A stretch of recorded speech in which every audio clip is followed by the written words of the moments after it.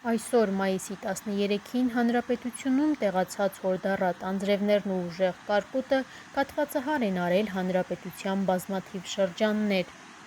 Մայիսի 13-ին ուժեղ տեղատարափ է դիտվել Արարատի մարզի Նորաշեն և Վերին Արտաշատ գյուղերում։ Տեսանյութերը ֆեյսբուքյան իր էջում հրապարակել է հիդրոօդերևութաբանության և մոնիթորինգի կենտրոնի տնօրենի տեղակալ Գագիկ Սուրենյանը։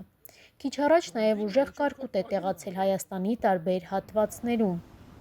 Բնակիչները լուսանկարներ և տեսանյութ են հրապարակում սոցիալական ցանցերում ու հայտնում, որ կարկուտն ավիրատություններ է գործել։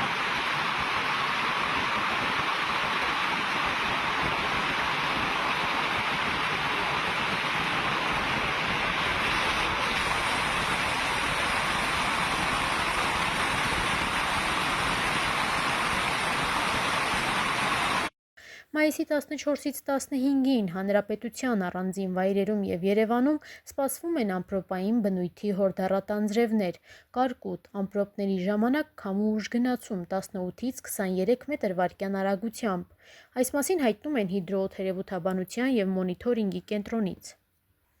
Երևանում մայիսի 14-ից 15-ին 16-ի գիշերը ժամանակ առ ժամանակ սպասվում են անձրև և ամպրոպ։ 14-ից 15-ին առանձին հատվածներում հորդառատ, ամպրոպի ժամանակ սպասվում է նաև քամու ուժգնացում 15-ից 18 մետր/վայրկյան արագությամբ։